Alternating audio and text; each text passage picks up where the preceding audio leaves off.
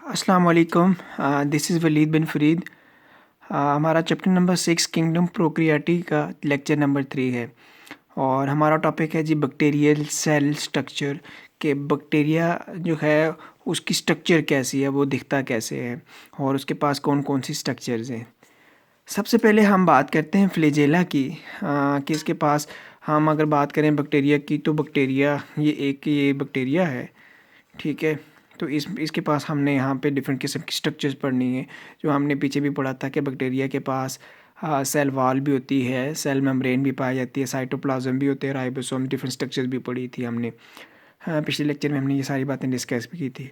आज हमने पढ़ना है फ्लैजेला। फ्लैजेला क्या होता है? दे आर एक्सट्रीमली थिन, ये बिल्कुल पतले होते हैं और हेयर लाइक अपेंडेजेस, ये दागों की तरह स्ट्रक्चर्स होती है इनकी। ये इस तरह देखें, ये इस तरह छोटे छोटे ये अपेंडेजेस बोला जाता है किसी चीज़ का बाहर की तरफ निकलना, ठीक है। और इसकी ओरिजिन की बात करें तो ये ओरिजिनेट होते हैं फ्रॉम बेसल बॉडी। ये जो सेल मेम्ब्रेन है, इस सेल मेम्ब्रेन के साथ ही यहाँ पे बेसल बॉडीज़ होती हैं, ये बेसल बॉडीज़ से ओरिजिनेशन होती है इनकी। और ये क्या, ये सेल कुछ बैक्टीरियाज़ के बाहर, सेल मेम्ब्रेन के बाहर यहाँ पे सेल वॉल है और ये बेसल बॉडी से ओरिजिनेट हो रही हैं, सेल मेम्ब्रेन से होती हुई, सेल वॉल से होती हुई बाहर की तरफ ओरिजिनेट होती हैं, बाहर की तरफ निकलती है। उसके बाद हमने इनकी क्लासिफिकेशन देखनी है। जो क्लासिफिकेशन की गई है, इसकी बेस क्या है, किस बेस पे ये क्लासिफिकेशन की गई है, ये हम पहले ये देखते हैं कि किस बेस पे।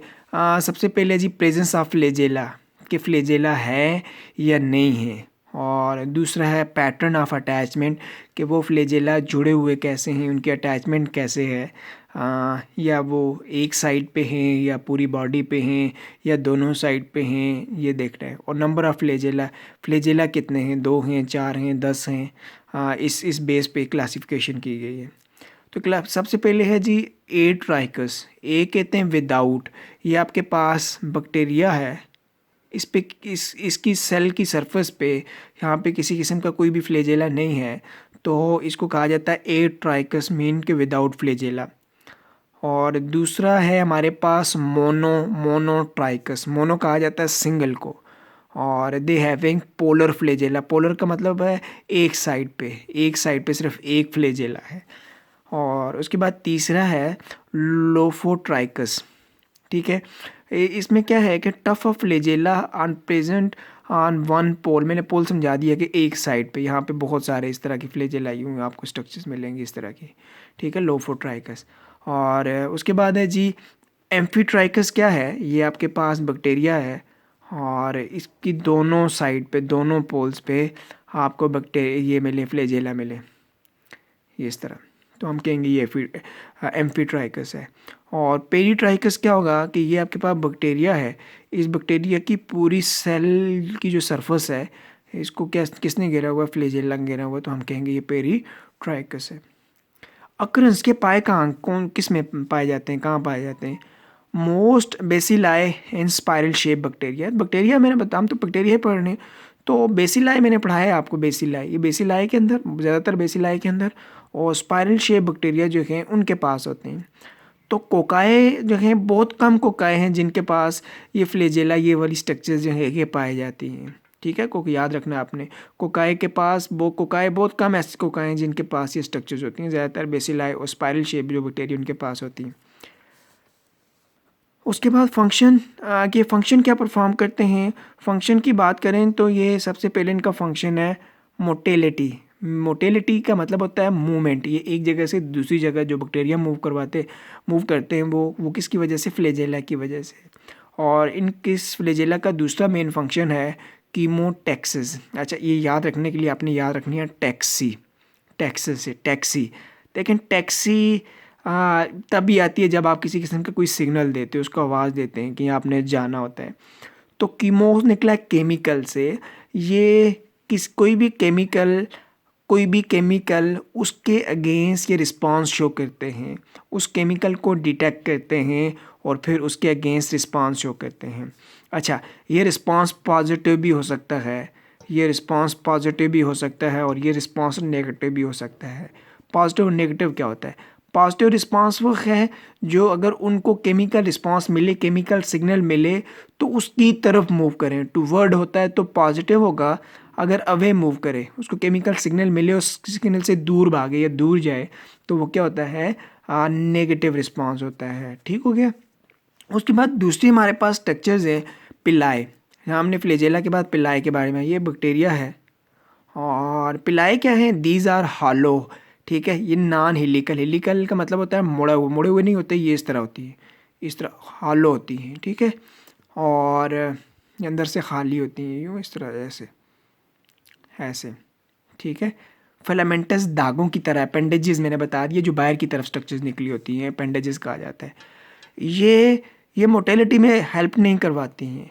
ठीक है, मोटेलिटी में मदद नहीं करवाती हैं और ये छोटी होती हैं, वो बड़े बड़े होते हैं। ठीक है, ये जो पिलाई हैं, पिलाई छोटी छोटी होती हैं, छोटी छोटी होती हैं सरफेस के ऊपर। ठीक है, इसकी अक्रंस की बात करें, कहाँ पाए जाते हैं, true pili are present in gram negative bacteria. True pili, pili जो हैं ग्राम नेगेटिव बैक्टीरिया के अंदर पाए जाते हैं। अच्छा, ग्राम नेगेटिव बैक्टीरिया या ग्राम पॉजिटिव बैक्टीरिया जो हैं, ग्राम नेगेटिव भी होते हैं, ग्राम पॉजिटिव भी होते हैं। नेगेटिव और पॉजिटिव क्या चीज़ें हैं, ये मैं आपको अगले लेक्चर में बताऊंगा। हमारे वो टॉपिक है, वहाँ पे चीज़ें क्लियर हो जाएंगी आपकी। बस अभी आपने ये बात याद रखनी है कि हाँ, ग्राम नेगेटिव बैक्टीरिया होते हैं। इनकी कंपोजिशन देखें तो they are made up of pilin protein. ये पिलन प्रोटीन से मिलके बने होते हैं, ऑब्जेक्टिव के लिए इंपॉर्टेंट है, पिलन प्रोटीन से मिलके बने होते हैं। और इनका फंक्शन क्या है, फंक्शन ये क्या है इनका, कॉन्जुगेशन। कॉन्जुगेशन का मतलब होता है अटैचमेंट, जुड़ना।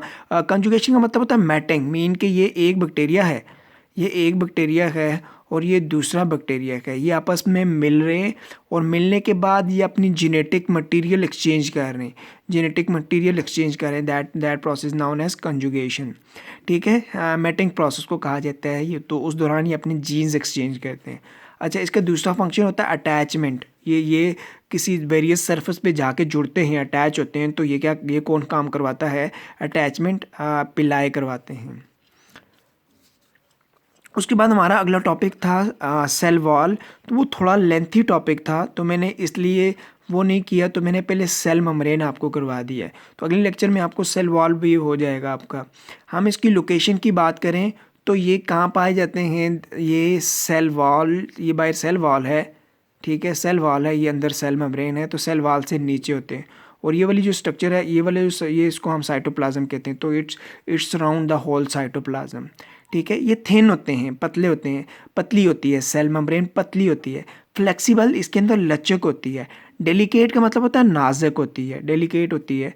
और अगर ये डैमेज हो जाए तो इसकी डैमेज की वजह से बैक्टीरिया की डेथ हो जाती है, सेल की डेथ हो जाती है। अच्छा, थोड़ा सा हम डिफरेंस देख रहे हैं कि यूक्रियाटिक सेल मेम्ब्रेन और इस बैक्टीरिया या प्रोक्रियाटिक सेल मेम्ब्रेन में क्या डिफरेंस है। तो इनके अंदर, बैक्टीरिया के अंदर क्लिस्ट्रोल, इनकी मेम्ब्रेन के अंदर क्लिस्ट्रोल नहीं होता, दे लेक क्लिस्ट्रोल्स। और ये जैसे एग्जांपल क्लिस्ट्रोल की बात करें तो वो बात कर रहा है स्टीरोल की बात कर रहा है। ठीक है, क्लिस्ट्रोल की बात कर रहा है। तो क्लिस्ट्रोल हमने पीछे पढ़ा था चैप्टर नंबर 4 के अंदर। क्लिस्ट्रोल जो हैं इम्पॉर्टेंट होते हैं किसके अंदर, क्लिस्ट्रोल्स इम्पॉर्टेंट होते हैं इनको स्ट्रेंथ प्रोवाइड करने में, मतलब इनको ताकत देते हैं। फंक्शन क्या है, सेल मेम्ब्रेन का फंक्शन क्या होता है आपको पता है कि ट्रांसपोर्टेशन में मदद करवाते हैं, ट्रांसपोर्ट करवाते हैं proteins, different types of nutrients, sugar, metabolites, और ये चीज़ें क्या करते हैं, ट्रांसपोर्टेशन करवाते हैं। अच्छा, इंपॉर्टेंट थिंग कि ये सेल मेम्ब्रेन, इसके पास डिफरेंट किस्म के एंजाइम्स होते हैं। It contain different types of enzymes जो क्या करवाते हैं, जो रिस्पायरेटरी मेटाबॉलिज्म करवाते हैं। रिस्पायरेटरी मेटाबॉलिज्म जैसे हमारी यूक्रियाट्स के अंदर, जैसे यूक्रियाट्स के अंदर आपको पता है कि माइटोकॉन्ड्रिया होता है। ठीक है, तो ये आप कह सकते हैं कि बैक्टीरिया में ये एज अ माइटोकॉन्ड्रिया के तौर पे काम करता है, जिसके यहाँ पे एंजाइम्स होते हैं जो रिस्पायरेटरी मेटाबॉलिज्म काम करवा रहे हैं। ठीक है जी, ये हमारा तीसरा लेक्चर आज कंप्लीट हो गया है। और अगर आपने कोई क्वेश्चन पूछना है तो आप कमेंट में क्वेश्चन पूछ सकते हैं। Thank you so much.